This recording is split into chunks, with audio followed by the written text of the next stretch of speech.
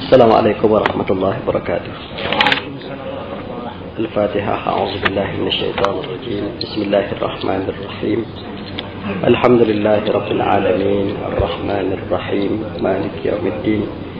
إياك نعبد وإياك نستعين. اهدنا الصراط المستقيم صراط الذين أنعمت عليهم غير المغضوب عليهم ولا الضالين آمين. Alhamdulillah wassalatu wassalamu ala Rasulillah wa ala alihi wa ashabihi wa man nasarahu wa wala. Subhanaka la ilma lana illa ma 'allamtana innaka antal alimul hakim wa la hawla wa la quwwata illa billahil aliyil azim. Wa ba'd. Muslimin dan muslimat sekalian, pertama sekali bersyukur kepada Allah Taala kerana dapat bertemu pada bulan ini. 2 bulan ini tak dapat datang. Bukan penting, tapi tak dapat datang, berhalangan untuk sampai. Dan hari ini insya-Allah tuan-tuan sekalian, saya nak mengajak kita meneliti 2 ayat dalam suratul Baqarah, ayat 216 dan juga ayat 217 yang pengarang kitab Rawai'ul Bayan fi Tafsiri Ayatil Ahkam, penjelasan yang cemerlang dalam mentafsirkan ayat-ayat hukum ini, Profesor Dr. Muhammad Ali As-Sabuni. Beliau meletakkan tajuk kepada bab ini Al-Qitalu fil Ashhuril Hurum, pembunuhan ataupun peperangan yang berlaku dalam bulan-bulan haram. Jadi bulan-bulan haram, pernah dengar perkataan bulan haram? Tapi bulan haram ni bulan apa? Allah sebut dalam Al-Quran, Inna iddatash syuhuri indallahi 12 syahran fi kitabillahi Yawma khalaqas samawati wal ard minha arba'atun hurum. Allah sebut sesungguhnya bilangan bulan di sisi Allah Subhanahu wa taala ada 12, iaitu pada hari di mana Allah Subhanahu wa taala mencipta langit-langit dan bumi. Dan di antara 12 bulan itu ada arba'atun hurum. Ada 4 bulan yang disebut oleh Allah sendiri sebagai bulan-bulan haram. Baik. Bulan-bulan haram ini adalah bukanlah perkara yang menjadi syariat, bukanlah perkara yang menjadi syariat pada asalnya, tetapi ianya adalah perkara yang telah pun menjadi budaya bagi bangsa Arab sejak daripada sebelumnya dibangkitkan Nabi kita Muhammad sallallahu alaihi wasallam. Jadi bila Nabi sallallahu alaihi wasallam dibangkitkan menjadi nabi, banyak benda yang telah menjadi adat kebiasaan bangsa Arab pada ketika itu yang mana tidak bercanggah dengan syarak diterima oleh Nabi. Jadi bangsa Arab sebelum Nabi sallallahu alaihi wasallam dibangkit menjadi rasul itu, maka di antara bulan-bulan yang 12 itu, yang nama bulan itu pun sama yang kita duk kira itulah, Muharram, Safar, Rabiul Awwal, Rabiul Akhir, sampailah kepada bulan Zulqaidah. Jadi nama bulan tu bukan selepas Islam baru ada. Sebelum Nabi jadi nabi pun telah dikira begitu.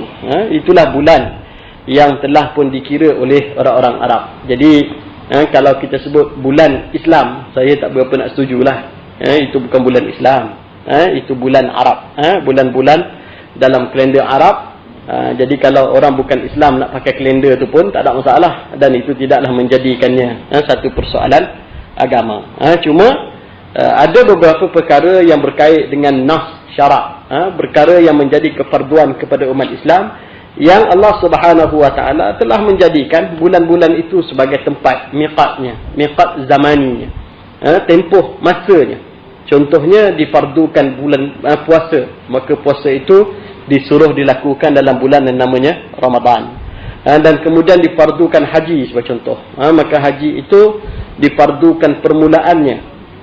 Boleh mula melakukan ibadah haji sejak daripada bulan Syawal, dan berakhirnya haji itu tidaklah dimuktamadkan oleh para ulama, tapi ulama mengatakan bahawa haji itu berakhir dengan orang yang melakukan ibadah haji itu sempurna melakukan fardu dan juga rukun bagi ibadah hajinya. Jadi ada orang yang selesai awal, ada orang selesai lambat. Contoh yang orang boleh selesai lambat tu, contohnya orang perempuan yang apabila contohnya selesai sahaja daripada dia berwukuf di Arafah, dan kemudian menjadi kebiasaan jemaah haji Malaysia untuk berada dulu di Mina, sama ada membuat nafar awal ataupun membuat nafar tsani, baru balik ke Makkah untuk melakukan tawaf ifadah diikuti dengan sa'i. Baru sampai Mekah, tak sempat dia buat tawaf ifadah, maka datang haid. Jadi orang lain yang tak datang haid terus boleh masuk masjid. Dia yang datang haid tunggu lagi. Lagi 10 hari sampai selesai haidnya, barulah boleh dia masuk untuk menyempurnakan. Jadi berakhirnya ibadah haji itu adalah mengikut kepada individu itu berjaya menyempurnakan rukun dan juga fardu bagi ibadah hajinya. Sekalipun ianya melampaui daripada bulan Dzulqa'dah, kan? Boleh jadi juga ada orang yang tiba-tiba saja masuk hospital. Doktor tak bagi keluar dan dia terus mengekalkan dirinya di dalam ihram. Dia tidak mahu bayar dam ihsar. Dia nak buat juga hajinya, tapi dia bertahan di atas katil hospital tu sampai baik, barulah dia keluar daripada hospital dan kemudian dia masuk ke dalam masjid untuk menyempurnakan tawaf ifadah dan juga sa'i hajinya. Itu sebagai contoh. Baik. Jadi bulan yang disebut, yang digelar dan kemudian diterima oleh bangsa Arab sebagai bulan haram itu adalah bulan Rajab, bulan Dzulhijjah, Dzulqa'dah dan bulan Muharram. Muharram, Rajab, Dzulqa'dah dan Dzulhijjah. Tapi saya kira dengan bermula dengan Rajab tadi, Dzulqa'dah, Dzulhijjah, Muharram tu kan dia bertempik 3 bulan. Cuma Muharram tu dah masuk tahun baru dah. Jadi bulan 3 bulan ni adalah bulan yang pada ketika itu bangsa Arab itu bulan yang mereka telah mengadakan, menerima sebagai satu convention bahawa bulan ini adalah bulan-bulan yang tidak boleh melakukan pertempuran, peperangan di kalangan mereka. Jadi walaupun mereka itu satu bangsa yang kerap berperang sesama sendiri sebelum Islam, tapi 4 bulan ini adalah tempoh dihormati, iaitu tidak boleh melakukan peperangan dalam 4 bulan ini. Maka bulan itu digelar oleh mereka sebagai Ashhurul Hurum, dan Allah Subhanahu wa taala sendiri menyebut dalam Al-Quran bahawa di antara 12 bulan itu minha arba'atul hurum, ada 4 bulan daripadanya bulan-bulan haram, disebut, digelar oleh Allah Subhanahu wa taala sendiri. Baik.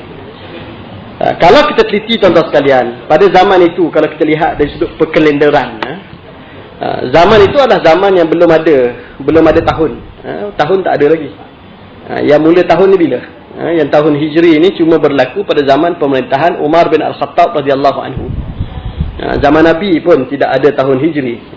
Walaupun kita panggil tahun ini dengan nama tahun Hijri, tetapi permulaan numbering, meletakkan nombor tarqim kepada tahun-tahun ini bermula apabila zaman Umar Al-Khattab menjadi khalifah. Ini saya yakin ustaz-ustaz yang datang mengajar, terutama kali khususnya musim Ma'al Hijrah, akan ceritakan kisah ini. Tapi sebelum daripada zaman Umar meletakkan nombor dan memilih tarikh hijrahnya Rasulullah sallallahu alaihi wasallam ke Al-Madinatul Munawwarah itu sebagai permulaan nombor, maka bagaimana orang Arab ketika itu kira? Kan nombor tak ada. Jadi yang dia ada tahun je. Dia cuma ada bulan. Kan bulan Muharram, kemudian sampai Dzulqa'dah, masuk pula bulan Muharram.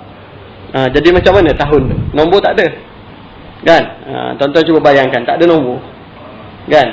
Jadi tahun-tahun itu pada ketika itu dikenali oleh mereka, dan mereka ini pada ketika itu bukan seperti kita zaman sekarang.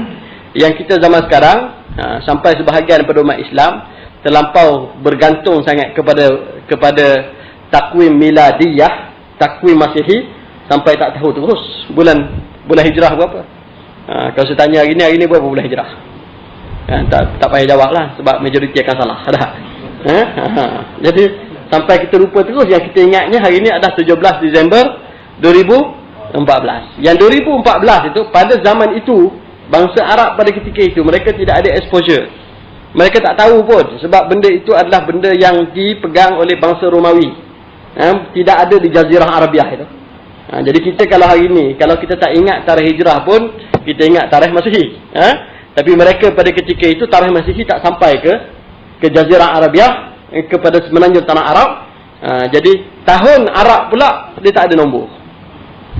Tahun Arab pula tak ada nombor. Jadi tahun itu dikenali dengan apa? Dikenali dengan peristiwa-peristiwa besar yang berlaku. Jadi kalau contohnya satu tahun itu disebut sebagai Amul Fil. Ini yang popular kan. Kita cerita pasal Nabi lahir tahun gajah, kita kata. Jadi mereka menamakan salah satu tahun itu namanya Amul Fil, tahun gajah. Kenapa mereka namakan tahun gajah? Munasabah dengan peristiwa besar yang berlaku pada tahun itu. Kebetulan tahun itu adalah tahun di mana tentera Abrahah datang menyerang kota Makkah Al-Mukarramah, dan cara peperangannya pelik sikit. Orang lain semua bawa unta, bawa kuda, dia yang datang dari Yaman ni membawa gajah untuk memerangi, maka tahun itu dipanggil tahun gajah. Dan begitu jugalah berlaku selepas daripada Islam. Selepas daripada Islam, orang Islam yang masuk Islam, mereka menggelarkan tahun-tahun tertentu itu mengikut peristiwa besar yang berlaku pada tahun itu. Contohnya, adanya tahun yang disebut sebagai Amul Izni, ada tahun disebut sebagai Amul Amri, ada disebut sebagai Amul Huzni, ada tahun dipanggil sebagai tahun duka cita, Amul Huzni, tahun duka cita. Orang Islam pada ketika itu menggelarkan tahun itu sebagai Amul Huzni, tahun duka cita. Tahun duka cita ni tahun apa? Tahun yang merujuk kepada pada tahun itu Rasulullah sallallahu alaihi wasallam telah kehilangan isteri baginda Khadijah binti Khuwailid dan juga bapa saudara baginda yang sentiasa menjadi walaupun tidak beriman tetapi menjadi pertahanan kepada Nabi sallallahu alaihi wasallam, iaitu Abu Talib. Maka mati mereka berdua ini, maka digelar tahun itu sebagai nama Amul Huzni, tahun duka cita. Kemudian ada pula tahun di mana disebut sebagai tahun Amul Izni, tahun keizinan, iaitu tahun Allah Subhanahu wa taala memberikan izin. Sebelum daripada umat Islam itu tidak diberikan keizinan untuk pergi ke Makkah, untuk berhijrah keluar. Tiba-tiba Allah Ta'ala beri izin, sekarang boleh berhijrah. Kemudian ada tahun disebut sebagai Amul Hijri, tahun berhijrah, iaitu tahun ramai-ramai pergi ke Madinah, itu dipanggil Amul Hijri. Kemudian ada tahun yang disebut sebagai Amul Amri, tahun perintah, iaitu umat Islam mula diberikan keizinan untuk memerangi musuh. Yang mana sebelum daripada itu Allah Subhanahu wa taala tidak meletakkan keizinan itu. Tiba-tiba satu ketika Allah Ta'ala turunkan ayat udhina lil ladina yuqatiluna bi annahum zulimu. Maka tahun ini diizinkan kepada kamu untuk memerangi musuh kamu oleh kerana kamu telah pun dizalimi. Maka tahun itu disebut sebagai Amul Amri. Ada tahun disebut Amul Fathi, tahun pembukaan, iaitu Nabi sallallahu alaihi wasallam membuka kembali kota Makkah. Tuan-tuan sekalian, kalau kita nak pakai am macam tu, berapa ribu tuan-tuan nak dapat? Nak sampai hari ni, kan? 1435 lah, boleh kurang, kan? Itulah jumlah am, mana nak ingat? Ada orang anak 10 orang pun tak ingat nama dah. Ini kan nak ingat, nama cucu pun dia tak ingat. Ini kan nak ingat nama am, kan? Jadi adanya numbering yang diperkenalkan pada zaman Umar Al-Khattab radhiyallahu anhu itu memanglah satu perkara yang memudahkan kita. Maka kita tahu tahun ini 1435, tahun depan 1436, dan begitulah seterusnya, tuan-tuan sekalian. Baik. Jadi Allah Subhanahu wa taala, itu cerita pasal kalender sikit dan tahun. Maka Allah Subhanahu wa taala dalam ayat 216 sehingga ayat 217 ini menyebutkan ba'da an a'udzu billahi minasyaitonir rajim, kutiba alaikumul qitalu wa huwa kurhul lakum wa asa an takruhu syai'an wa huwa khairul lakum wa asa an tuhibbu syai'an wa huwa syarrul lakum wallahu ya'lamu wa antum la ta'lamun. Telah pun difardukan kepada kamu sekalian peperangan, pembunuhan, peperangan, sedangkan kamu benci. Ianya ada satu perkara yang membencikan kamu. Allah Subhanahu wa taala memfardukan peperangan, jihad, peperangan kepada umat Islam, sedangkan wa huwa kurhul lakum, ianya adalah satu perkara yang dibenci oleh kamu sekalian. Asa an takrahu syai'an wa huwa khairul lakum. Moga-moga barangkali kamu benci kepada sesuatu, tetapi perkara yang kamu benci itulah yang baik untuk kamu. Wa asa an tuhibbu syai'an wa huwa syarrul lakum, dan barangkali kamu suka kepada suatu perkara sedangkan yang kamu suka itulah hakikatnya yang buruk untuk kamu. Wallahu ya'lamu wa antum la ta'lamun. Allah lah yang mengetahui dan kamu sekalian tidak mengetahui. Yas'alunaka 'anil syahril harami qitalin fi. Mereka bertanya kepada kamu wahai Muhammad tentang bulan haram, tentang satu bulan haram, iaitu bulan Rejab, iaitu peristiwa tertentu yang menjadi sebab turun ayat ini. Apakah hukum pembunuhan yang berlaku di dalamnya, peperangan yang berlaku di dalam bulan Rejab itu, peristiwa yang telah berlaku pada bulan Rejab pada tahun itu? Mereka bertanya kepada kamu wahai Muhammad, apakah kedudukan hukumnya peperangan yang kamu telah berlakukannya dalam bulan Rejab, salah satu bulan haram itu? Qul qitalun fihi kabir. Katakanlah wahai Muhammad, ya, peperangan di dalamnya adalah suatu kesalahan yang besar. Melakukan peperangan di dalamnya itu adalah satu kesalahan yang besar. Wa saddun an sabilillahi wa kufrun bihi wal masjidil harami wa ikhraju ahlihi minhu akbaru indallahi wal fitnatu akbaru minal qatl. Tetapi dan apa yang kamu lakukan. Orang Quraisy yang bertanya kepada Nabi SAW, iaitu kamu menyekat manusia daripada jalan Allah, dan kamu kufur akan Allah, dan kamu menyekat umat Islam daripada memasuki Masjidil Haram, dan kamu mengeluarkan ahli-ahlinya keluar daripada negerinya, daripada Masjidil Haram. Akbaru indallah, itu yang kamu kerjakan, kamu lakukan itu, dosanya lebih besar di sisi Allah daripada melakukan peperangan di dalam bulan haram. Wal fitnatu akbaru minal qatl, dan fitnah itu dan kekufuran kamu itu. Fitnah di situ bukan bermaksud memfitnah orang, tetapi kejahatan, fitnah, fitan, keengganan kamu untuk beriman. Dahlah kamu tak nak beriman, orang beriman pula kamu tak nak bagi. Kamu sendiri tak nak beriman, orang nak beriman pula kamu sekat, kamu keluarkan pula mereka daripada negeri kamu. Itu package kejahatan kamu, itu fitnah, itu lebih besar daripada pembunuhan yang berlaku dalam bulan haram. Wala yazaluna yuqatilunakum hatta yaruddukum an dinikum in istata'u, dan orang-orang kafir itu, mereka itu tidak akan berhenti daripada memerangi kamu kecuali kamu orang Islam kecuali mereka berjaya mengembalikan kamu daripada agama kamu, iaitu memurtadkan kamu sekiranya mereka mampu. Wa may yartadid minkum an dinihi fayamut wa huwa kafir, barang siapa di kalangan kamu yang murtad daripada agamanya lalu dia mati, maka dia kafir. Faulaika habitat a'maluhum fid dunya wal akhirah, maka mereka itulah orang-orang yang hanyut segala amalan-amalan mereka di dunia dan akhirat. Wa ulaika ashabun nar hum fiha khalidun, dan mereka itu adalah penghuni neraka, berkekalanlah mereka itu di dalamnya. Kekalah mereka itu di dalamnya, iaitu di dalam neraka. Sadaqallahul azim. Baik. Jadi ini ayatnya. Dan ayat ini apa sebab turun, tuan-tuan sekalian? Disebut oleh pengarang kita, dikatakan bahawa diriwayatkan oleh Abdullah bin Abbas radhiyallahu anhuma.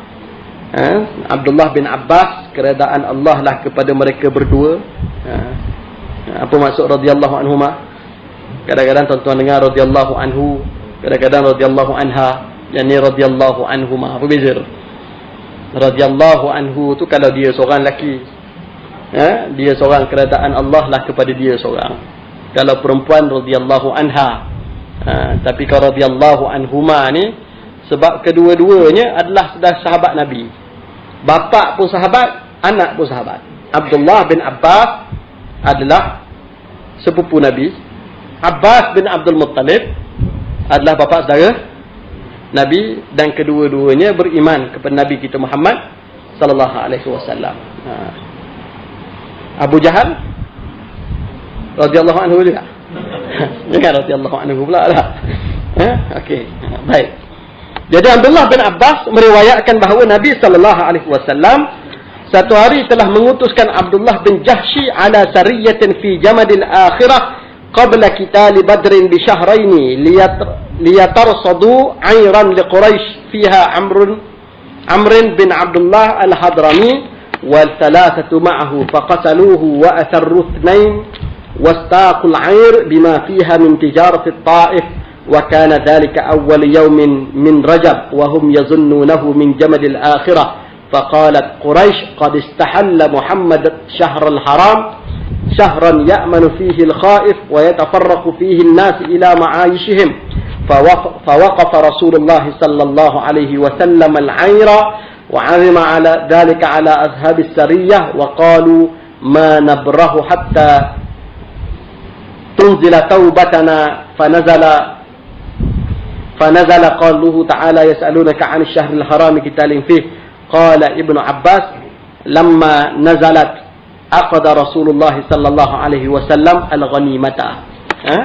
Jadi Abdullah bin Abbas kata Nabi satu hari mengutuskan Abdullah bin Jahshi dalam satu sariyah. Sariyah ni peperangan. Kalau kita baca kitab kita jumpa sariyah ataupun harbun.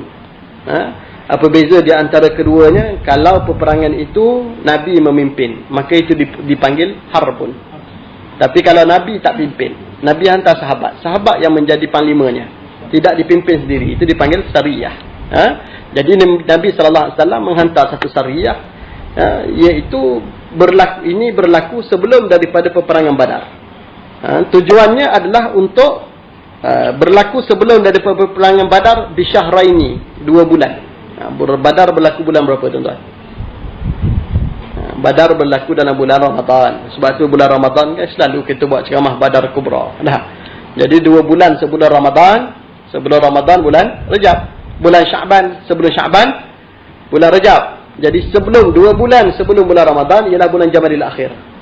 Dan bulan Rejab itu seperti mana kita sebut tadi adalah bulan haram. Jadi Nabi SAW mengutuskan Abdullah bin Jahsy ini, tujuannya adalah untuk menyekat rombongan dagang yang dipimpin oleh Amr bin Abdullah Al-Hadrami, iaitu salah seorang daripada pemimpin Quraisy. Jadi orang Arab ni mereka berniaga. Allah sebut dalam Al-Quran, ila fihim rahlatash syita'i was-sayf. Mereka ni diamankan, dijinakkan perjalanan mereka musim sejuk dan musim panas. Bila sampai musim sejuk di utara macam sekarang, maka dia orang pergi mana? Dia pergilah berniaga di Yaman. Sebab apa pergi berniaga di Yaman? Sebab di Yaman taklah panas sangat, sebab musimnya sejuk. Tapi bila sampai musim panas, maka dia pergilah berniaga ke Syam. Sebab Syam itu tidak terlampau panas seperti mana panasnya di kawasan semenanjung tanah Arab yang panas. Sekarang pun panas. Tuan-tuan rasa berapa panas dia? Memang panas lah. Saya bekerja di Dubai dulu. Bulan tu sampai 50 darjah boleh jadi. Lebih 50 pun boleh jadi. Kan? Jadi kalau ketika itu dapat lalu bawah bayang-bayang rumah tu memang seronok betul. Saya dulu parking kereta saja bawah apartmen yang saya tinggal di Moros Rotana, di hadapan Burj Khalifa. Itu tempat rumah saya dulu. Pejabat seberang jalan. Balik makan nasi kat rumah. Sekarang 60 kilo nak sampai pejabat. Jadi lari sebab panas. Jadi bila panas itu mereka ke utara. Dan pada bulan Ramadan ini adalah bulan panas. Bahkan Ramadan itu pun berasal daripada perkataan Ramadan ataupun Ramadan. Apa maksud Ramadan? Panas. Memang bulan tu menuju kepada panas. Mereka pergi berniaga ke sana pada musim yang panas. Jadi Nabi SAW mengizinkan para sahabat nak sekat rombongan dagang Quraisy, pergilah, tunggu tepi jalan. Sebab waktu mereka berhijrah dulu kan banyak di kalangan mereka yang dirampas harta, yang dah kaya, keluar tengah malam untuk pergi berhijrah, yang mana keluar secara senyap-senyap, sudah tentu tak boleh bawa segala-galanya. Ada yang seperti Suhaib Ar-Rumi, nama pun Ar-Rumi, seorang yang berbangsa Rom, bukan Arab. Bila dengar khabar Nabi SAW dibangkitkan, maka dia datang ke Madinah, Makkah Al-Mukarramah, beriman dengan Nabi, berniaga, jadi kaya. Tiba-tiba dia nak berhijrah ke Madinah, disekat oleh orang Quraisy. Dan dia tawarkan, kalau aku tinggal harta aku, boleh tak kamu izinkan aku pergi? Dan tukar ganti itu diterima oleh orang Quraisy. Baik Suhaib, kamu boleh pergi, tapi kamu kena tinggalkan harta aku. Bila Suhaib sampai saja di Madinah, Allah Subhanahu wa ta'ala turunkan ayat, Innallaha ashtara minal mu'minina amwalahum wa anfusahum bi anna lahumul jannah. Allah membeli daripada orang-orang beriman itu harta dan jiwa raga mereka dengan syurga. Dan Nabi SAW sebut kepada Suhaib, Rabihah Suhaib, kata Nabi, telah beruntunglah perniagaan Suhaib, Jadi Nabi SAW sebut tindakan Suhaib, tinggalkan harta dia semata-mata kerana Allah, itu adalah satu perniagaan. Dia berniaga dengan siapa? Dia berniaga dengan Allah Subhanahu wa ta'ala. Allah beli pengorbanan dia dengan ganti syurga daripada Allah Subhanahu wa ta'ala. Jadi sahabat yang kaya berjatuh miskin. Jadi satu peringkat sahabat minta izin dengan Nabi SAW, berlaku pada tahun kedua hijrah. Boleh tak? Halal atau tidak? Syariah compliant tak? Tunggu orang Quraisy tengah jalan. Sebab hakikatnya di dalam harta mereka itu ada harta kita. Jadi kalau dia pergi ke Syam, dia nak balik ke Mekah, memang confirm kena lalu kat Madinah. Kan? Kita pergi ke Al-Usta, nak balik KL, memang kena lalu di Ipoh. Kalau Ipoh ibaratnya Madinah, maka sahabat kata, boleh tak kita cegatkan mereka? Kita tunggu tepi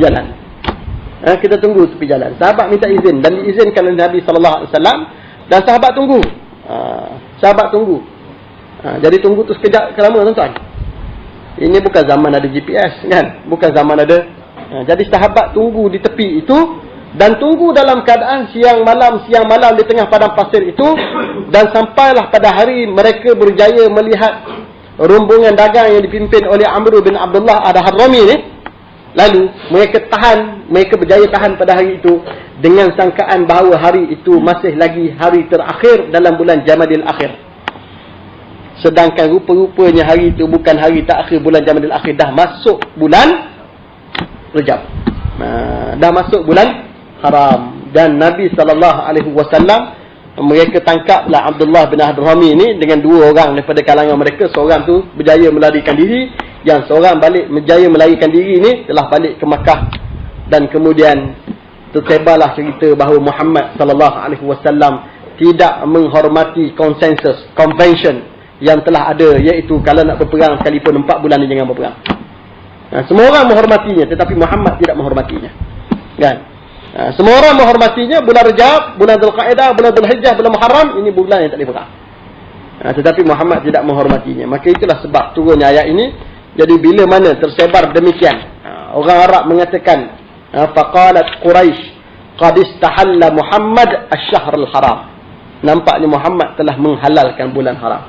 Mengizinkan peperangan berlaku dalam bulan haram. Syahran ya'manu fihi al-khaif, satu bulan yang sepatutnya orang-orang yang takut padanya aman. Satu bulan yang wa yatafarraqu fihi an-nas ila ma'ayishihim, bulan yang manusia boleh kembali kepada kegiatan perniagaan mereka tanpa ada sebarang gangguan. Fawaqafa Rasulullah, bila benda ni berlaku, walaupun sahabat Abdullah bin Jahsy tadi bawa balik ghanimah, benda yang dirampas daripada rombongan dagang bersama-sama dengan tawanan-tawanan perangnya, Nabi SAW tidak mengizinkan sahabat jangan sentuh. Kan? Nak bahagi pun tak boleh, apa pun tak boleh, jangan sentuh. Sehinggalah Allah Subhanahu wa taala menurunkan ayat untuk memberikan penjelasan tentang perkara ini. Maka akhirnya Allah Taala turunkan ayat ini, yas'alunaka 'anil syahril harami qitalin fihi kul qitalun fihi kabir wa saddun 'an sabilillahi wa kufrun bihi wa ikhraju ahlihi minhu akbaru 'indallah al fitnatu wal fitnatu akbaru minal qatl. Akhirnya Allah Taala turunkan ayat ini. Mereka tanya kamu Muhammad tentang hukum pembunuhan dalam bulan haram, apakah kedudukannya? Maka jawablah, ya, qul qitalun fihi kabir. Betul? Itu satu kesalahan besar. Itu kesalahan besar. Kemudian Allah jawab, tapi tindakan kamu orang Quraisy yang kamu duk buat selama ni, kamu tak beriman dengan Allah, lepas tu kamu sekat orang yang nak beriman dengan Allah. Muhammad dan juga umat Islam nak beriman dengan Allah, kamu sekat. Kamu sendiri tak nak beriman, orang nak beriman kamu sekat. Dan mereka ni pula kamu tidak izinkan pula untuk masuk ke dalam Masjidil Haram. Bukan tak izin bagi masuk dalam Masjidil Haram saja, bahkan kamu keluarkan pula mereka ni daripada negeri mereka. Itu tindakan-tindakan yang kamu buat itu akbaru indallah. Hakikatnya dosa ini lebih besar di sisi Allah SWT. Wal fitnatu akbaru minal qatl. Dan fitnah itu, saya sebut dari package. Allah Ta'ala packagekan segala-gala itu. Itu fitnah. Ini zaman fitnah. Zaman fitnah maksudnya bukan zaman memfitnah orang tu, zaman fasad, zaman rosak. Segala apa yang kamu lakukan itu, yang disebut sebagai fitnah itu lebih besar di sisi Allah Subhanahu wa Ta'ala. Itu bukan sekali tuan-tuan. Kalau kita lihat dalam ayat-ayat lain pun, dulu saya pernah cerita kat sini kan, bangsa Quraisy, antara benda yang ada pada diri mereka ialah mereka ni duk rasa mereka tu bagus. Dia rasa mereka itu lebih baik daripada orang lain. Bahkan apabila mereka melakukan ibadah haji, mereka tidak mahu untuk berwukuf di tempat yang sama dengan bangsa lain. Allah Ta'ala turunkan ayat, summa afidu min haitsu afadan nas. Bila lepas pada Islam, Allah turunkan ayat kepada Nabi kita. Allah kata, kamu pergilah, kamu duduk di tempat di mana manusia ramai duduk. Jadi haji sebelum daripada Islam, orang Quraisy dia tidak wukuf di Arafah. Dia wukuf di Muzdalifah. Siapa nak wukuf di Arafah? Orang lain. Kami lain kelas dah. Satu level lebih tinggi daripada kamu sekalian. Kami ni penduduk Mekah, kamu nak datang pun kamu datang kampung kami. Kan? Kami tak pergi berhaji di kampung kamu datang kampung kami. Dan kamu pula bila kamu nak miqat, kamu nak melakukan ibadah haji, kamu kena pergi ke tempat-tempat tertentu untuk kamu jatuhkan niat. Kami tak payah pergi mana-mana. Tempat kami jatuhkan niat, rumah kami. Kan? Dan kemudian dia rasa satu privilege. Allah Subhanahu wa taala dalam satu ayat lain, Allah Taala menempelak mereka. Allah kata, aja'altum siqayatal haji wa imaratil masjidil harami kaman amana billahi wal yawmil akhir. Adakah kamu nak menjadikan kerja kamu untuk siqayatul hajj? Apa dia? Bagi minum kepada orang yang melakukan ibadah haji. Itu satu benda yang mereka membanggakan. Dan itu pun suqya. Tuan-tuan lihat kalau tong Zam-Zam tu, dia tulis suqya. Suqya tu siqayatul hajj. Kerja siqayah, kerja bagi minum. Kan? Baguslah, memang Allah Taala bagi privilege. Bahkan sampai hari ini pun ada privilege tertentu kepada kabilah tertentu di kalangan bangsa Quraisy itu. Contohnya satu kabilah, satu suku yang sejak daripada zaman Arab Quraisy sampai sekarang dialah yang memegang kunci Kaabah. Walaupun kerajaan dah bertukar daripada zaman raja-raja dulu duduk di bawah kerajaan Turki Osmaniyah, sampailah kerajaan negara itu dikuasai oleh Bani Saud, sampai negeri pun dinamakan sebagai Arab Saudi, kan? Tapi orang yang pegang kunci Kaabah tu tetap suku itu berkekalan daripada dulu sampai kepada hari ini. Dialah yang ada privilege untuk memegang kunci Kaabah. Jadi Allah Ta'ala kata, adakah kamu ingat kamu bagi makan kat orang, bagi minum kat orang, kamu jaga Masjidil Haram ini, kaman amana billah, sama dengan kamu beriman dengan Allah dan hari akhirat. Samalah. Raja Arab Saudi hari ni pun dia baca juga ayat ni, kan? Walaupun digelarkan dirinya sebagai khadim al-haramain syarifain, khadam kedua-dua tanah suci. Tanah suci ada berapa, tuan-tuan? 3. Yang satu lagi siapa khadamnya? Siapa lagi satu? Masjidil Aqsa. Raja Abdullah Jordan. Dia menggelarkan diri dialah sebagai khadam kepada Masjidil Aqsa. Dan keturunan Raja Jordan ni adalah keturunan Hashimiyah. Keturunan Hashimiyah yang Mekah dan Madinah, Masjidil Haram dan Masjidil Nabawi, maka itu khadamnya adalah Raja Arab Saudi dan Raja Abdullah di Jordan, dan juga keturunannya bapak dia dulu pun menggelarkan diri mereka sebagai khadam kepada Masjidil Aqsa, sebagai pengawal dan penjaga kepada Masjidil Aqsa. Baik. Jadi Allah Ta'ala tempelaklah. Samalah kita pun, kan. Jangan nak bangga sangat saya bina masjid banyak, pergi masjid tidak. Jadi kena tengok sebenarnya pandangan Allah ni kat mana, kan? Pandangan Allah ni kat di mana? Jadi pandangan Allah terletak kepada soal keimanan kepada Allah Subhanahu wa Ta'ala. Jadi setakat bagi minum orang pergi haji, kamu jaga Masjidil Haram tapi tak beriman, itu pun tak ada value di sisi Allah Subhanahu wa Ta'ala. Baik. Jadi itu latar belakang kepada dua ayat ini, tuan-tuan sekalian. Ringkas ceritanya, ada beberapa persoalan yang dibincang oleh Dr. Muhammad Ali As-Sabuni dalam kitab beliau ini. Jadi dia tanya, yang pertama, hal yubahul qital fil ashuril haram.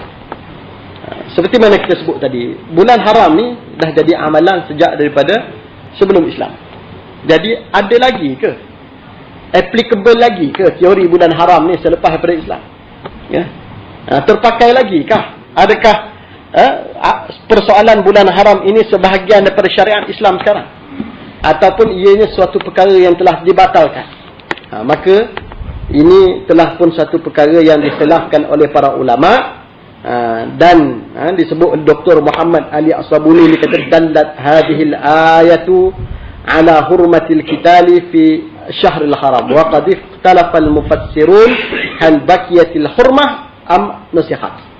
Ayat ni kalau kita tengok secara berbetain, teks ayat tu secara eksplisitnya mengatakan bahawa peperangan dalam bulan haram adalah haram. Tetapi para ulama tafsir khilaf, ikhtalafan mufassirun. Ulama tafsir khilaf, adakah hukum ini masih kekal ataupun dibatalkan? Saya tahun lepas saya duk cerita tentang bab nasakh kat sini. Dalam Quran, tuan-tuan, ada ayat yang dikekalkan ayat, dibatalkan hukum. Ada yang dibatalkan ayat, dikekalkan hukum. Ada. Contoh, kalau wanita kematian suami, iddahnya berapa lama? 4 bulan 10 hari. Tapi ingat, dalam Al-Quran juga ada lagi satu ayat yang memberikan hukum lain. Ayat yang mengatakan walladina yatawaffawna minkum wa yadharuna azwajan yatarabbasna bi anfusihinna 4 ashhurin wa 10. Itu ayat yang 4 bulan 10 hari. Siapa di kalangan kamu mati tinggalkan isteri, isterinya kena menanti selama 4 bulan 10 hari. Baik. Satu lagi ayat walladina yatawaffawna minkum wa yadharuna azwajan wasiyatan li azwajihim ila al-hauli. Siapa di kalangan kamu yang mati tinggalkan isteri, hendaklah diwasiatkan kepada isterinya 1 haul. Apa dia 1 tahun? Setahun. Itu iddah asal. Wanita kematian suami asalnya dia kena beriddah selama setahun. Tapi hukum itu telah dibatalkan dengan turun ayat walladina yatawaffawna minkum wa yadharuna azwajan yatarabbasna bi anfusihinna 4 ashhurin wa 10. Turun ayat tu batal hukum yang asal, tetapi ayat yang asal itu masih kekal di dalam Al-Quran. Sebab itulah ulama nak berijtihad, antara prasyaratnya adalah ma'rifatun nasikhi wal mansukh. Nak berijtihad kena tahu ayat yang membatalkan dan ayat yang telah dibatalkan. Takut-takut nanti dia pergi ambil ayat yang telah dibatalkan menjadi dalil, sedangkan ayat itu tidak lagi terpakai untuk menjadi dalil, dikekalkan Allah dalam Al-Quran kerana tujuan-tujuan tertentu. Jadi samalah ayat ni. Kan? Ayat ni kalau baca teks saja tak boleh perang dalam bulan haram. Tapi para ulama kemudian bincang, dan akhir sekali kata Dr. Muhammad Ali As-Sabuni, khilafnya 2. Fadhahaba Ata ila anna hadhihi al-ayah lam tunsakh. Ata, salah seorang ulama dalam mazhab Abu Hanifah, mengatakan hukum itu tidak dibatalkan. Tetapi wa zahabal jumhur. Apa maksud jumhur? Majoriti. Majoriti ulama mengatakan annal ayah mansukhah. Ayat ni dah dibatalkan. Jadi selepas Islam, mengikut pandangan majoriti ulama, walaupun ayat ni ada, soal peperangan di dalam bulan haram ini sudah tidak ada lagi. Dan apatah lagi mereka berdalil pula dengan beberapa dalil lain. Antaranya apa? Antaranya Nabi kita Muhammad sallallahu alaihi wasallam sendiri. Ada beberapa peperangan yang Nabi sallallahu alaihi wasallam lakukan dalam bulan haram. Kan, takkan Nabi tak faham ayat Quran tu. Kan? Jadi tindakan Nabi sallallahu alaihi wasallam sendiri melakukan peperangan Hawazin, melakukan peperangan Thaqif di Taif, dan Nabi sallallahu alaihi wasallam menghantar Abu Amir dalam bulan haram untuk berperang. Maka itu sendiri menunjukkan bahawa apa yang dilakukan oleh Rasulullah SAW itu membatalkan apa yang berlaku dalam. Jadi itu sunnah lah. Jadi kalau orang inti hadis tak boleh pakai lah. Saya baru minggu lepas jumpa dengan seorang orang besar negara kita, baru saya tahu kenapa dia bikin lagu tu. Seorang Tun. Tun mana tuan-tuan cari lah. Saya duduk sebelah dia last week. Perasmian satu seminar di Putrajaya. Dia berucap, dia kata orang kata saya anti hadis. Tapi orang tak faham kedudukannya. Dia kata ada 2 kan sumber. Satu Quran, yang kedua sunnah. Dan apa makna sunat? Sunat ialah satu perkara yang kalau kita buat dapat pahala, kalau kita tinggal tak berdosa. Sekian lama saya duduk baca pemikiran dia, baru hari tu saya tahu puncanya. Jadi punca dia berfikiran lagu tu, rupanya dia tak tahu beza antara sunnah dengan sunat. Itulah punca dia. Siapa dia? Tuan-tuan cari sendiri. Ustaz-ustaz yang selama ni duduk keliling dia tu pada saya, sekian lama tak kerti nak ajar orang tua tu. Dah. Apa beza sunnah dengan sunat? Jadi pada dia, hadis tak pakai pun tak apa sebab sunat. Sunat ni kalau kita ambil dapat pahala, kalau kita tinggal tak berdosa. Itu punca dia rupanya. Sekian lama saya baca, saya tak faham, saya tak tahu kenapa dia fikir lagu tu. Rupa-rupanya kat situ. Jadi kalau dia ambil pandangan itu, habislah ni. Dia masuk dalam kumpulan ulama seperti apa, bukan pandangan jumhur yang mengatakan ayat itu dibatalkan. Sebab ayat itu masih ada dalam Quran. Dan ulama yang mengatakan bahawa ayat ini mansukh, mereka berdalilkan kepada hadis. Mereka berdalilkan kepada hadis mengikut apa yang dilakukan oleh Rasulullah sallallahu alaihi wasallam. Baik. Yang kedua tuan-tuan, di hujung ayat ni Allah Taala sebut. Di hujung ayat ni Allah Taala sebut. Saya nak tunjuk pada tuan-tuan beza antara mazhab. hujung ayat ni Allah Ta'ala kata memanglah orang kafir ini dia akan berterusan untuk bekerja mengembalikan kamu ataupun memurtadkan kamu daripada agama kamu kalau mereka mampu buat. Wala yazaluna yuqatilunakum hatta yaruddukum an dinikum in istata'u wa man yartadid. Siapa di kalangan kamu yang murtad, kata Allah, minkum an dinihi fayamut wa huwa kafir. Siapa yang murtad daripada agamanya lalu dia mati, maka dia tu kafir. Faulaika habitat a'maluhum fid dunya wal akhirah. Dan mereka itulah orang-orang yang hapus segala amalan mereka di dunia dan akhirat. Baik. Ayat ni tuan-tuan telah membawa khilaf kepada para ulama. Khilafnya adalah pada kedudukan seorang manusia yang asalnya Islam, kemudian dia murtad. Lepas dia murtad, dia masuk Islam balik, baru mati. Jadi, apa kedudukan amalan dia sebelum daripada dia murtad? Itu khilaf ulama. Kan? Faham? Ada seorang Islam murtad. Lepas tu dia masuk Islam balik. Dan dia matinya dalam Islam. Alhamdulillah. Dia mati dalam Islam. Cuma sebelum daripada dia murtad tu, dia dah pergi haji. Haji tu nak ulang balik tak? Sebab haji tu dibuat ketika mana dia Islam dan kemudian sebelum dia murtad. Kenapa berlaku khilaf? Kerana ayat ini. Ayat ini mengatakan siapa di kalangan kamu yang murtad, wa man yartadid minkum an dinihi fayamut.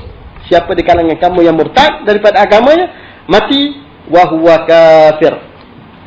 Kemudian dia kafir. Jadi orang tadi waktu dia mati, dia bukan mati dalam kafir. Dia mati dalam Islam. Dia Islam, dia murtad, dia masuk Islam balik. Dia bertaubat, masuk Islam balik, mati. Dia ada khilaf ulama. Jadi apa perbandingan ulama tentang persoalan ini? Maka yang pertama, Imam Malik mazhab, fadhahaba Malik wa Abu Hanifah ila anna al-amal yahbitu bi nafsi ar-riddah, wa qala asy-Syafi'i la yabtilu al-amal illa bil mauti 'ala al-kufri. Imam Malik dan Abu Hanifah kata semata-mata dia murtad, hapuslah segala amalan dia sekalipun dia masuk Islam balik. Jadi kira bicara dia yang sebelum tu buatlah, dia bina 10 masjid, pahala semua batal.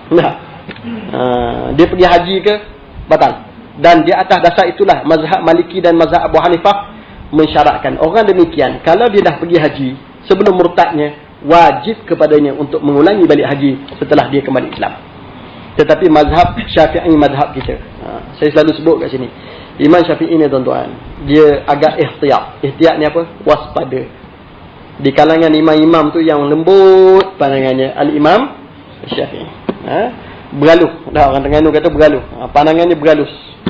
Imam Syafi'i itu, apa kata Imam Syafi'i tentang ayat ini? Imam Syafi'i kata tidak batal amalannya kecuali illa bil mauti 'alal kufri, kecuali kalau dia mati dalam kufur. Jadi kalau dia tak mati dalam kufur, dia buat amalan banyak, murtad, masuk Islam balik, mati dalam Islam, maka yang sebelum murtad tu pun dia ambil kira bicara. Jadi atas dasar itulah Imam Syafi'i mengatakan kalau haji, dia tidak perlu ulang hajinya, kerana haji yang dia dah buat sebelum dia murtad. Itu pandangan Imam Syafi'i. Dan Imam Syafi'i menghujahkan, kenapa? Hujahnya ayat itu sendiri, fayamut wa huwa kafir. Allah Ta'ala sebut dalam ayat itu dia mati dan dia kafir. Faqad qayyadahu bil mauti 'alal kufri. Ayat itu dia kait, dia ikat kafir mati dengan kafir. Jadi kalau dia murtad kemudian masuk Islam balik, mati dalam Islam, maka itu terkeluarlah daripada perbincangan ayat ini. Terkeluarlah daripada perbincangan ayat ini. Itu hujah Imam Syafi'i. Dan Imam Malik, Imam Abu Hanifah pun ada juga hujahnya. Dia bukan pick from the sky dah. Terasa nak bagi fatwa lagu ni dah. Semua imam tu dia ada hujah. Jadi Imam Malik dan juga Imam Abu Hanifah dia hujah dengan ayat lain.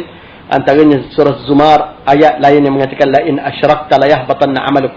Kalaulah kamu mensyirikkan Allah dengan barang sesuatu, maka hapuslah amalan kamu. Dalam surah Al-Ma'idah, wa man yakfur bil imani faqad habita amaluhu. Siapa yang kufur dengan keimanannya, maka hapuslah segala amalannya. Maka itu hujah. Jadi yang paling penting tuan-tuan, jaga iman kita lah. Itu ya. Kan tak payah nak test lah. Saya nak test dululah murtad sekarang, lepas tu masuk Islam balik. Dah. Jangan buat kerja lagu tu. Dah. Jadi takut time tengah murtad tu mati. Selamat. Selamat apa dia? Hujung ayat tu kata apa? Ulaika ashabun nar hum fiha khalidun. Mereka itu penghuni neraka dan mereka itu kekallah di dalamnya. Itulah saja tuan-tuan yang boleh kita berkongsi sedikit, insya-Allah bulan depan kalau boleh datang kita baca ayat 219 220 yang tajuknya tahrimul khamri wal maisir, pengharaman arak dan juga judi. Wallahu a'lam. Aqulu qouli hadza wa astaghfirullahal azim li wa lakum. Wassalamualaikum warahmatullahi wabarakatuh.